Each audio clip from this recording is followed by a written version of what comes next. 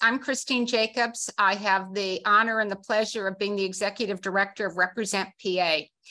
We are the PAC in Pennsylvania that is dedicated to electing pro-choice Democratic women to Harrisburg. I like to remind people that when we started about 10 years ago and in a very small way, and our first elections where we had victory was in 2015,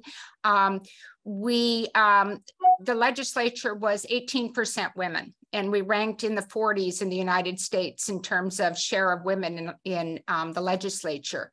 We now have over 30% women in the legislature, including having a woman speaker who we've helped to elect. So very proud of our progress, but the mission isn't done, and we won't be done until we have Democratic majorities in both the House and the Senate, and we are up to 50% women. So we've got a lot of work still to do. Today, we're talking about a subject we haven't touched before, shaping a progressive cannabis landscape. But what does it mean? What is going on? Can't you just go buy cannabis in Pennsylvania? Next slide. So, I mentioned that we've been doing our civics lessons, and I've been finding it interesting, we've been finding a lot of subjects around Pennsylvania of things that people don't know about. Yes, in middle school, you probably learned we have a House and a Senate, and you did your tour. You may have done a tour of Harrisburg as part of high school. But really, what is going on and what shapes your life? How dirty is Pennsylvania, environmentally speaking? Food insecurity in Pennsylvania. We've talked about the judicial elections. We've talked about childcare and the need for better support for childcare. I read something this morning that said something like 10% or something of children have a parent who's had to quit a job because they can't get childcare. What is that? People talk about folks dropping out of the workplace. Often they've had to drop out because of lack of childcare or elder care.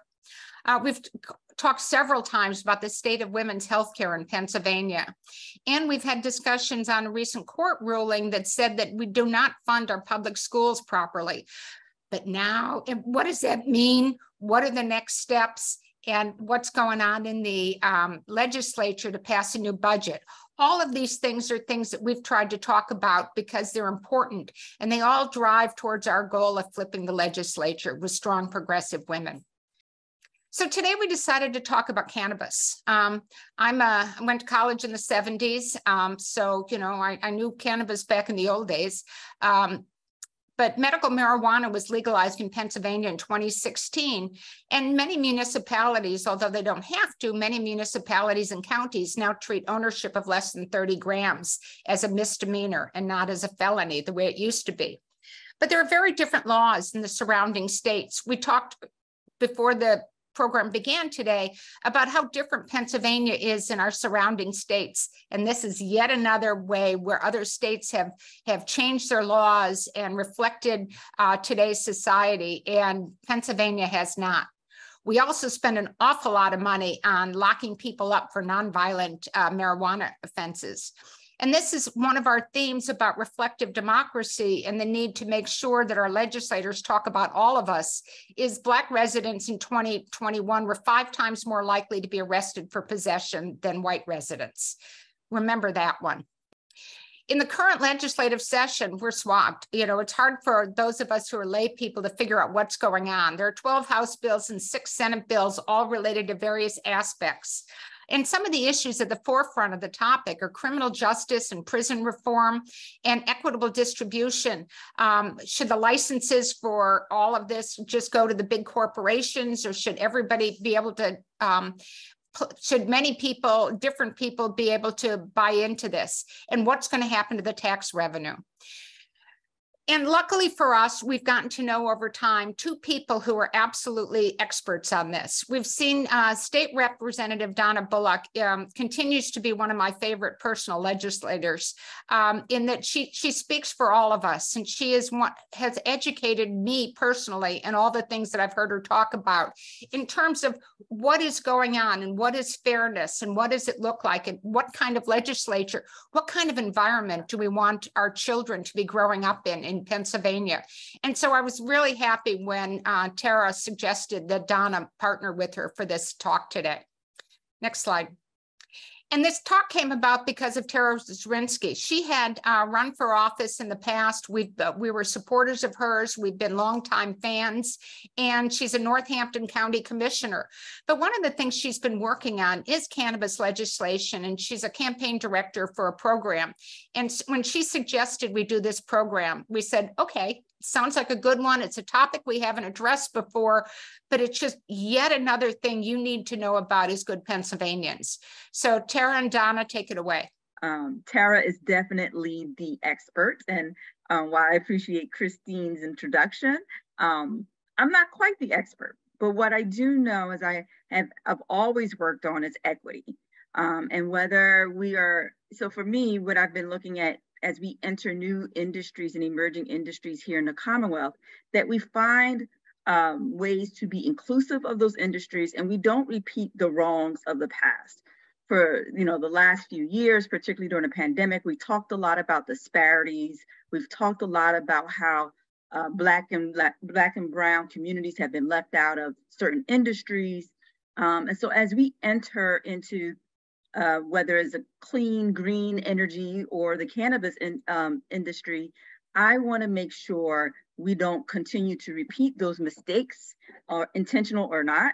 And there's no excuse for me. There's just simply no excuse when we know the outcome of not including folks intentionally in the beginning. And so when it came to the cannabis industry, what we are seeing across the country are some states like New York and New Jersey, Maryland, California and others attempting to right the wrongs of the past. But to be honest, there are challenges with that. And I'll talk a little bit about how we're trying to learn the lessons from other states. That's perhaps the one benefit of Pennsylvania being so late to the game, right? Yes, we were a little late to this game here. And I heard some conversation before we started about why is Pennsylvania always last? Well, there's benefit to that because we can learn from the lessons and the challenges that other states have had. As Christine mentioned, there are several bills already being introduced. There are some that are being worked on that haven't been introduced. Representative DeLoso has a bill that is looking at legalizing cannabis through our state stores.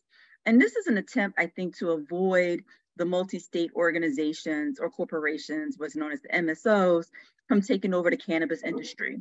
I applaud his attempt, but I think it's not necessarily the right way to do that because if we remove the retail aspect of the industry, that will actually continue to lock out small entrepreneurs and particularly Black and brown entrepreneurs who don't own farms, who are not going to be doing the processing. We are more likely to enter the industry through retail. Representative Schusterman, a Represent PA legislator that you have supported, has a bill to include some permitting process for small farmers. And this is her attempt to really boost women and other small farm owners. I think there's a place for that in a larger comprehensive legislative legislation that we haven't really drafted. And I think we could figure out a way to include it. And then Representative Rabb has a number of bills and co-sponsor membership memos and other things he's working on really to look at protecting current medical cannabis users. That's really been his focus. How do we treat those folks on the job? What is a DUI? And other things that he's been really concerned about. Senator Street in the Senate and myself and Rep. Franco in the House are still working on the language of a more comprehensive adult use bill. And I think this is where we're facing some of these challenges. Some states think it's enough to say we can go in and just expunge criminal records and not actually create opportunity in the industry. That's not enough for me. It's not enough to come to my community and say, oh, we're going to start this industry that your community has been involved in, perhaps illicitly. We'll expunge those criminal records, but then not give you an opportunity to be a part of this economy. That is just simply not enough. And it's actually quite frankly a slap in the face to think that as the only thing that Black and brown communities want are expungements of criminal records. We want a piece of the pie. So how do we get there? Again, we can learn from the lessons of other states. What we have seen, perhaps two of our neighboring states have the most heralded attempts at righting these wrongs in New York and New Jersey. And there's a few spaces where they try to do this. One is having the priority for certain social equity applicants in your scoring and how you score applicants.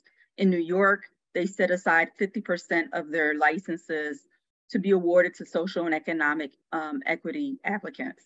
And this extra priority was given to applicants who may have qualifying income or qualifying cannabis conviction, or are a member of a community that was disproportionately impacted by the enforcement of cannabis prohibition and through mass incarceration and other effort or other criminalization of cannabis. The state also waives application requirements, created a $200 million fund to assist these applicants with startup costs, and also empowered an authority to identify and renovate real estate to be leased to these applicants. All of those efforts in this early years have still faced some challenges. Priority efforts, scoring applicants can have some unintended consequences. For example, if you are scoring qualified marijuana convictions with a higher point, more than likely, women of color may be left out of that applicant pool because historically, as we know, those who were over-incarcerated and overrepresented in marijuana convictions were young Black and Latino men. And so how do we account for the women who were a part of those communities, who were family members of those men, who were the wives and the daughters and the sisters, who were also impacted by their incarceration and are now trying to enter the business? And so New York has tried to adjust some of that, I believe, by including family members. But again, we're not sure how their scores are weighted in that application process. But other priorities can also leave women out. So if we're prioritizing veterans, for example, another population that is overly represented, men, or small farm owners, again, still landowners are overrepresented men. And so women have to, we have to find ways to make sure that we're including women in some of these priority scores that are being proposed by other states, and how can we do that better? Some of the other priorities that states have tried is residency, or what they call legacy applicants in some states. Michigan did this in Detroit. And again, trying to avoid the out-of-state investors, the multi-state organizations or operators. And that was challenged in Michigan as being unconstitutional, and that it was against interstate commerce. So this, again, we're trying to find ways to prioritize your community, prioritize your state, prioritize social equity applicants, has its own challenges, and could be either legally have some challenges, or also just in implementation have challenges.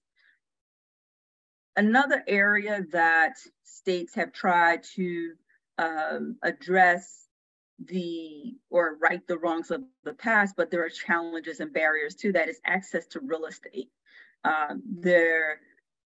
Again, this is an industry that is not permitted federally, so access to banking is difficult.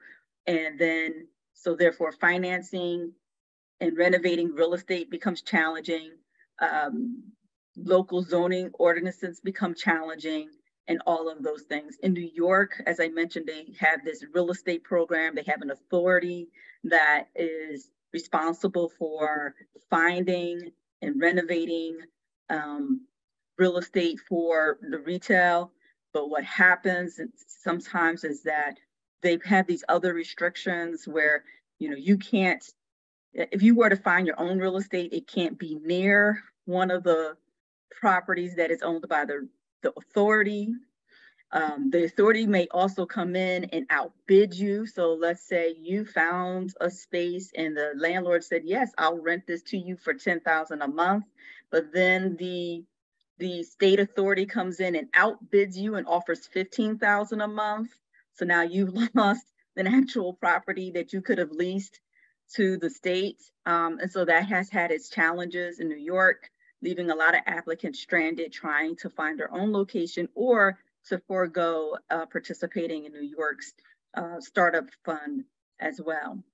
In New Jersey and perhaps many other states, we've seen local zoning ordinances prohibit cannabis businesses in their communities, in their localities. And that has only driven up the real estate cost in the very limited spaces and cities that have allowed for adult use cannabis retail. And so again, we're seeing a market that can't actually exist throughout the country, and then trying to find ways to support it in the state while also progressively uplifting and prioritizing social equity applicants still having those challenges. And perhaps the last huge challenge, and there are others, is that access to capital, right? The access to traditional banking and financial resources not being an option. And so how do states try to address that? New York has tried again with this $200 million fund, trying to find the public-private partnerships to invest in that fund and then distribute those dollars to applicants, deciding which applicants receive those startup dollars and all of those challenges, just trying to figure out how to manage that. But also, I think New York tried to combat some of the relationships between the smaller applicants and the MSOs. And so what we've seen in earlier states is that the larger multi-state operators will partner with the social equity applicant to finance their application, but then take a significant ownership in that business. And so in order for the social equity applicant to have access to that capital from this larger corporation, they give up a significant amount of control in the business that they eventually seek the application. And so there are those challenges, and how do we best include the operators that I think many of us want to see succeed in this industry, while also making some space for the larger corporations, but not allowing them to take over the industry. Has challenges. Again, I think Pennsylvania can benefit from learning from these other states. But what happens is, I think what we've seen in New York and some other places is that as the retail component of the industry is struggling to get under its feet, it's causing delays in other parts of the industry. So the farmers and the producers now have this product that they can't sell because the retail isn't ready to go live. And so but they can't sell it intrastate either. They can't sell it out of state because it's not allowed for intrastate commerce, and they can't sell it in state because we don't have the retailers set up to do it. So we have to really figure out how to make sure every part of the system is working. And so as we look at the different ways, such as using the state stores, and I see there's a comment, which is one of the proposals in Pennsylvania now. Sorry, I know I saw a comment and I lost it in the chat. But how can we find a way to work with the unions in the state store, and also have opportunities in other parts of the industry? I think that there may be a way to do a limited sales in certain state stores, but I think in the city of Philadelphia, for example, where there are opportunities to have actual retail, I think we should really be looking at ways to have retail that doesn't necessarily come through the state stores. I could see in some of our more rural areas where it can actually benefit and keep those state stores open, and there isn't really a way to have perhaps there isn't a market street or something like that to have a very successful retail operation. We can find a way to have a hybrid of it, but I think these are conversations we are still having. I'm not sure if I answered that question because I saw it and then I lost it in the chat, but that's good. Yeah, I'm going to pause there and just say that I look forward to working with partners like P3. I think they see these issues, and they've been really great talking to me and other legislators in ways that we can draft legislation that is comprehensive and inclusive and achieves the goals that other states have attempted. We got some models there that I think with a little bit of tweaking, we can get to a space, and actually maybe we're last, but we'll be the model. The best. The best. Save the best for last. Sure. Thank you. Tara. Thank you. And we'll be back to you, Donna, with questions. Tara, why don't you tell us about your work, what's going on, what is P3, and how are you pushing to change a lot of these things or affect a lot of these things that Representative Bullock talked about? Yeah. Well, I want to thank Representative Bullock for that detailed analysis. She is quite the expert now. And I want to thank everyone here for allowing us to promote our platform at Represent PA. The P3 platform stands for Pot Profits for Pennsylvanians. Now, we know now that states surrounding us have legalized marijuana, either medicinally or recreationally. So many have.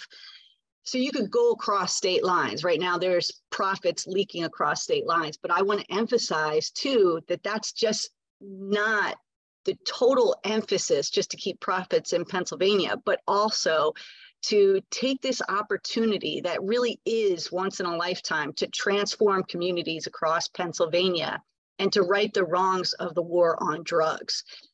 We have to really understand the social and economic implications that the war on drugs targeting Black and Brown communities has had historically for over 80 years in this criminalization.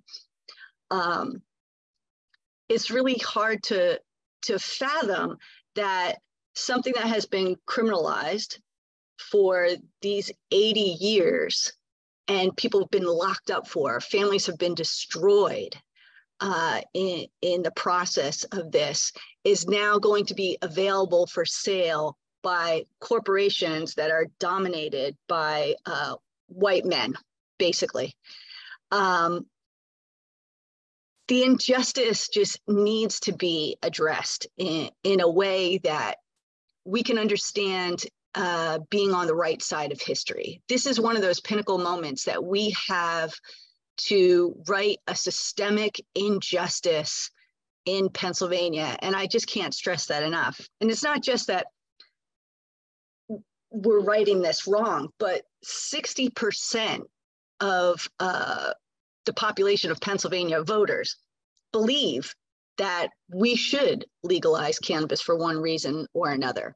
And as we said before, the State House and the Senate have multiple bills. Governor Josh Shapiro has proposed a 20% tax in the budget, and that's really prompting a lot of negotiations right now that are going to be settled, we hope, June 30th with the passage of the budget.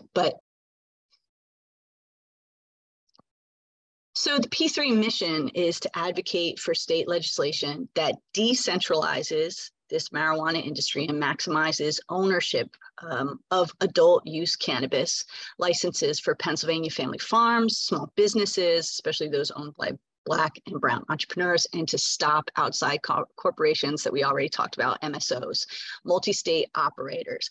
We're proud to partner with these organizations, and you can see we have a pretty diverse community coalition that we've built here. We are under the umbrella of one of the coalitions, the Plant-Based Medicine Coalition of Altogether Now Pennsylvania. And Altogether Now Pennsylvania really has part of its mission to unite rural and urban communities and develop these regional coalitions and supply chains. So as Donna talked about, you can't have a strong farming community that is pumping out cannabis and not have the retail or the distribution or the processing. It is part of the whole supply chain that really needs to develop. So our platform really tries to address every step of the way.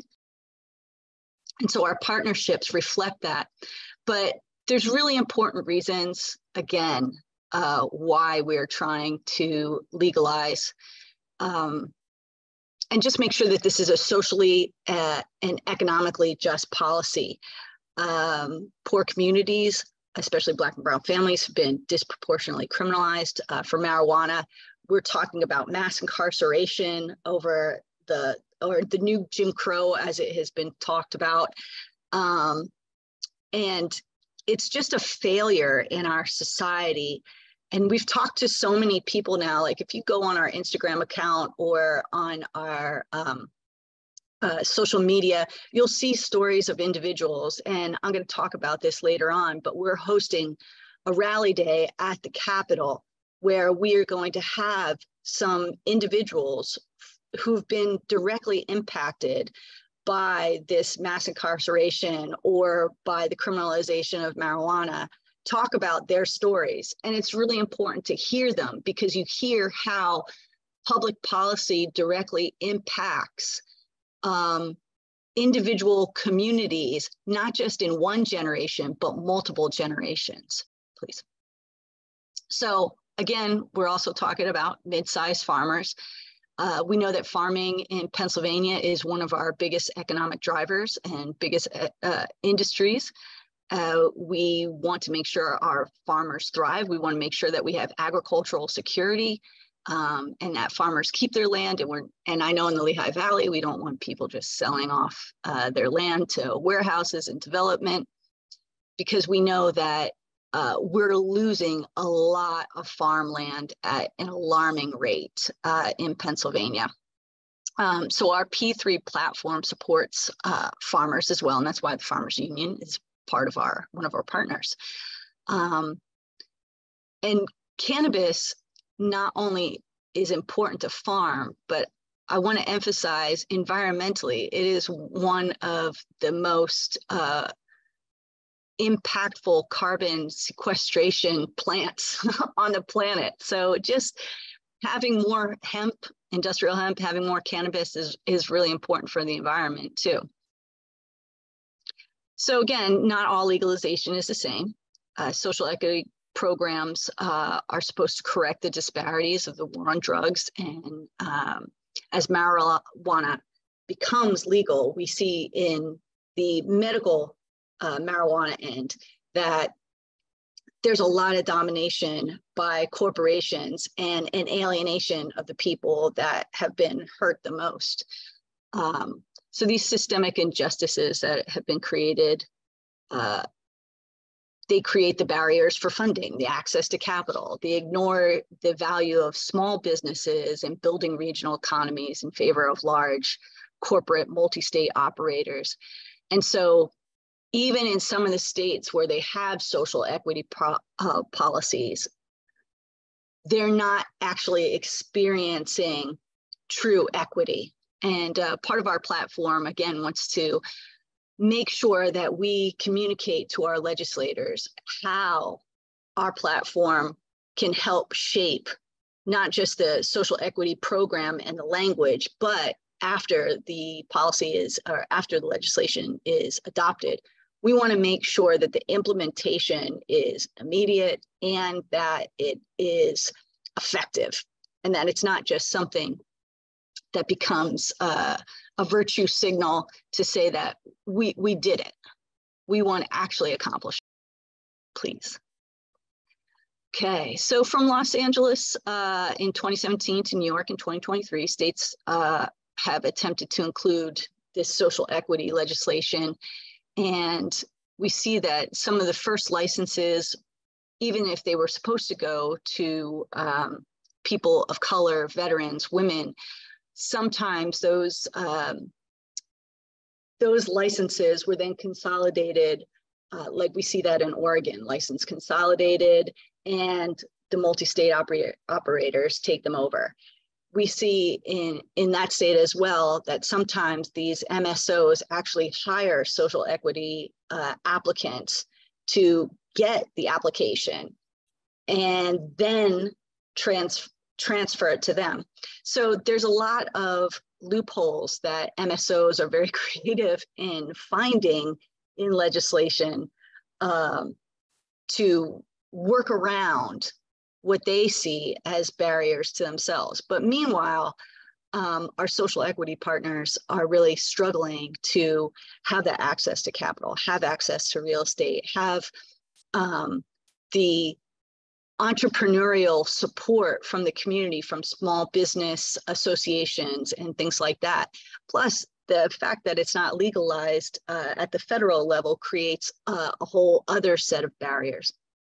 So no matter how the legislation intended, this whole guise of social justice can seem to be just a little more than a virtue signal to gesture, or a gesture of appeasement, or in some cases, a distraction.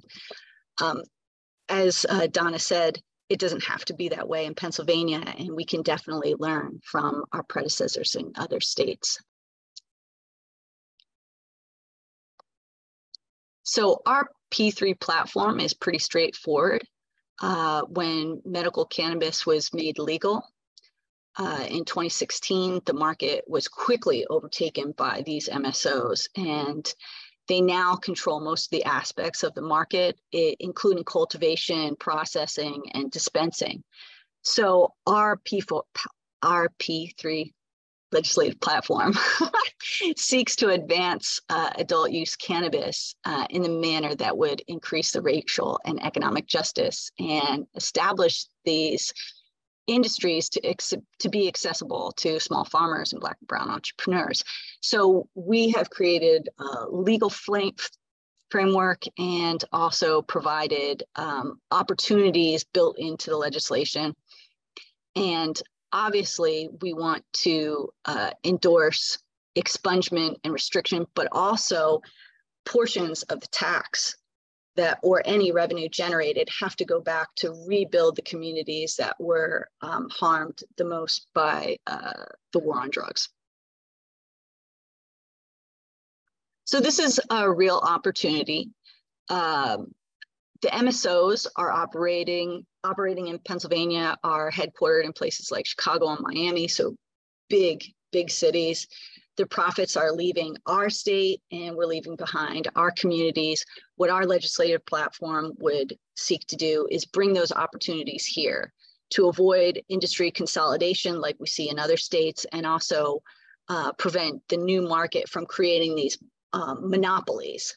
We don't want Walmart or Amazon's in the cannabis industry, but we see already in the medical marijuana that we definitely have those. Curaleaf, those kind of corporate entities just kind of take up everything, are all the space in the cannisphere, as I would like to say. But we're proposing these permit types for growers, processors, wholesale distributors, testing, product disposal. And the one that is kind of unique to the P3 are these micro center permits. This might be in some way equivalent to like a craft brewer, and if you're thinking about like craft brewing or something artisanal. So this is specifically designed for small growers. And so that is what we think that a lot of people who want to grow and get into the industry could do, even on like a few acres, and maybe the access would be a lot easier. There you go. So these represent the different types of state issued permits for the retail dispensaries, the on-site consumption. And in some states, we see a restriction of safe consumption sites, and particularly because there's still such a stigma attached to marijuana or cannabis as a whole, even though we see it that it's legalized for medical use. The idea of having it in a state store kind of overshadows the idea that this is a medicine for a lot of individuals and that this is a plant. We don't really view plants as, well, we don't really view food as medicine, but food is medicine. Plants are food. This kind of cannabis is medicinal for so many people. And so being able to consume it in the open in a safe site is really important. So it does create logistical issues because it is not legalized at the federal level, but we would like some permits where people would be able to consume it. Deliveries, nurseries, real estate, and like door-to-door services. And of course, we need more research. So finally, once adult use is legalized, there's many other types of enterprises that will be needed to support the market. And so this is the cannabis supply chain. So you have real estate, you have business-to-business services, you have the accountability that's needed in the legislature to make sure that consumers have safety and labeling. That's one of that's a big thing, to make sure that the percentage of THC in something is actually what you're getting, or to make sure that there's no other chemicals or anything else in whatever it is that you're consuming. So we need that kind of accountability and regulation. We also need more research and public education. And underneath that is all the other broad controls of compliance and business development, taxing and distribution, worker safety, criminal justice, and consumer in the communities. So there we go. So our platform contains these specific provisions, and that they prioritize the social and economic equity for applicants. And these applicants may have prior experiences as legacy operators. And when I say legacy operators, this is a term that we're using that other people might say is equivalent to a more pejorative term of the black market. We'd like to call it a legacy operator. And that term refers to individuals who cultivated and sold cannabis before and may have been incarcerated. We want to make sure that there's a carve out, that they get a head start, that they receive permits and capital, and that they're first in line for these permits and not the MSOs. So we also believe that this platform is an opportunity. We have a number of social impact investors who have made a tremendous difference to stand up to the legal market in Pennsylvania, both on the agricultural side and the small business side. You can see we work with Wild Fox Farms, Farm John, the Philadelphia Business Association. We have small business sustainability in cooperatives and real estate, and we're working to create these through our legislation, or through our legislative platform. So our call to action today, we believe that the $2 billion projected profits should stay in Pennsylvania, and that we need everyone to get involved, not just because cannabis needs to be legalized, but because of the social and economic opportunity that is created to right the systemic injustices that we see. So today we ask that you endorse our P3 platform, and that maybe you join us in Harrisburg on June 27th for our rally day. I alluded to this before. On June 27th, we're going to rally on the steps of the Capitol at 12 noon. We have a great list of speakers. As I mentioned, a lot of people telling their personal stories of the impact that the war on drugs has had on their family, generationally, on their communities. And I think when people hear these, they will be moved to understand that this isn't just about profits, that this is really about people. And so we also would love for you to become one of our partners and be a social impact investor. We are a nonprofit organization, and we definitely need support in that arena. There are some QR codes, and I believe that we could put the link in the chat. I dropped it in there already, the link in the chat. That's awesome. Thank you so much. And Monica, if you want to introduce yourself, that would be great. Let's go to the next slide. Sure. Thanks. Tara did an amazing job. I am happy and privileged to work with Tara with All Together Now Pennsylvania, who's sponsoring this campaign. And I want to acknowledge Judy Wicks and Sharon Perry Thomas, who were really the founders and the thought leaders on getting P3 off the ground a little more than a year ago. So just want to acknowledge them too. Thanks, Tara. Good job. Thank you. Yeah. And I just think this is such an important mission that All Together Now Pennsylvania has through this P3 campaign. And I know that there are some individuals here today who will be at our rally. I see Crystal Bush. And I see Sharon Perry Thomas. And I know that this is going to be something really big that you want to be a part of, not just to be on the right side of history, but to be part of change and transformation. I think that's what we all want, and we all crave. And just to be part of something that's bigger than yourself is meaningful.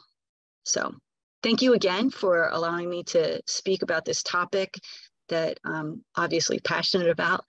And I'll kick it back to Christine. Are there, there've been a few questions that have already been answered that were in the chat.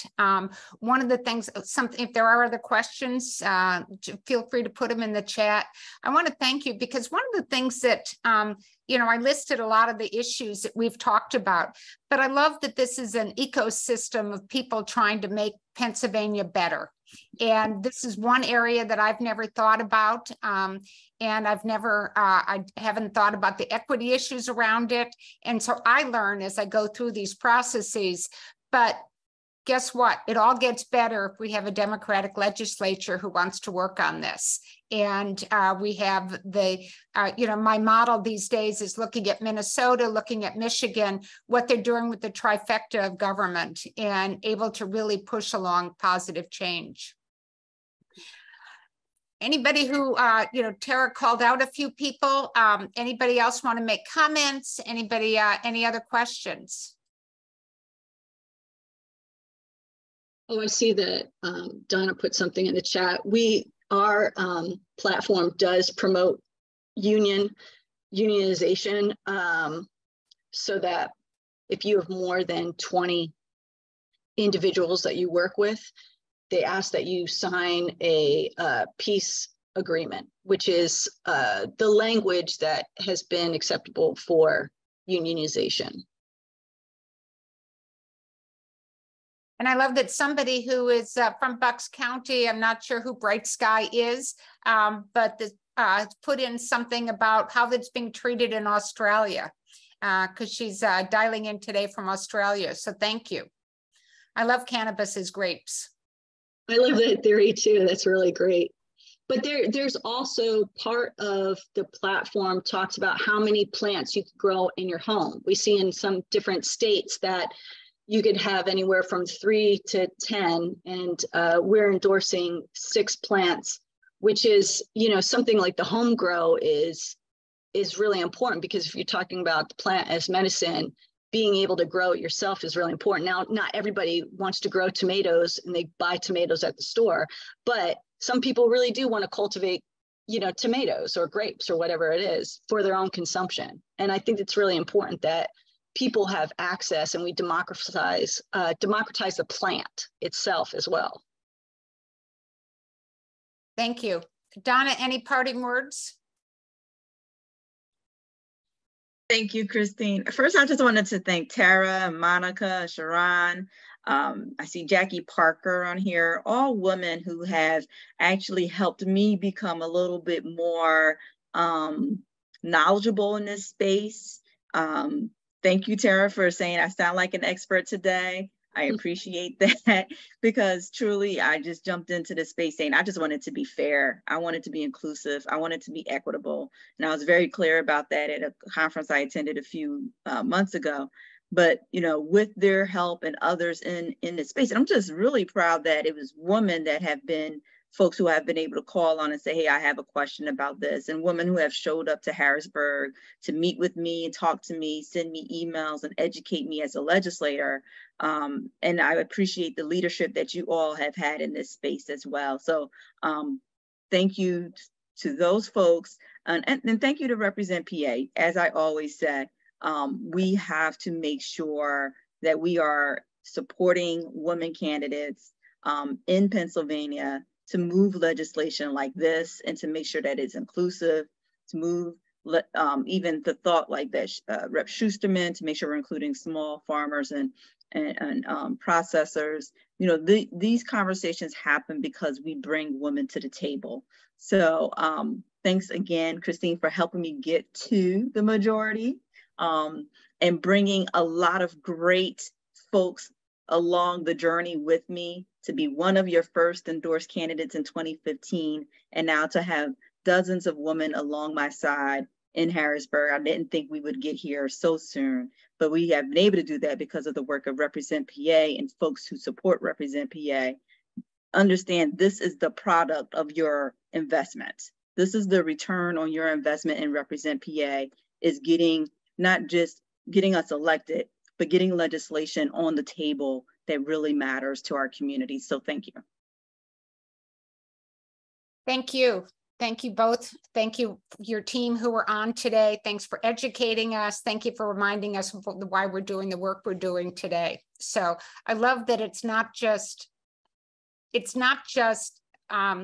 legalizing marijuana in the broad sense, but it's creating an equitable society as part of that. And that, you know, I put it in the chat, Represent believes in reflective democracy and making sure that all voices are reflected in our legislature, including, and because you want to make sure that all the voices are heard.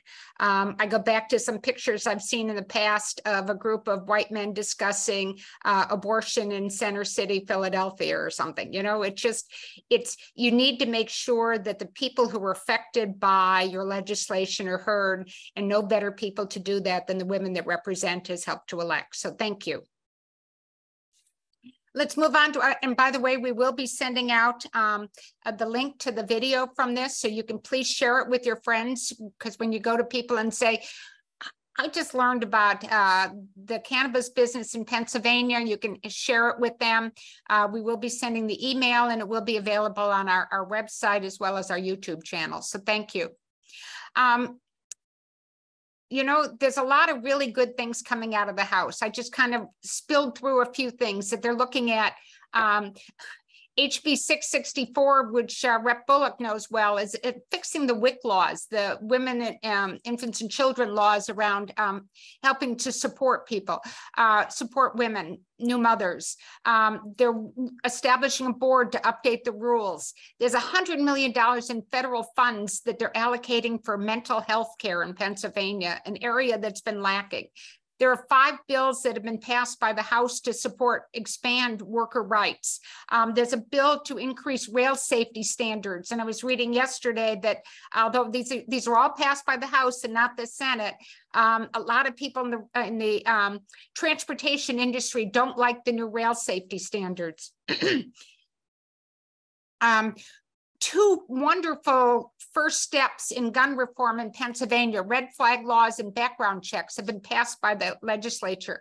And the Fairness Act, which supports LGBTQ equality, has been passed by the House. And where are they going to go next? They go to the Senate, and they may or may not get hearings, and it's up to the Senate leadership as to what happens.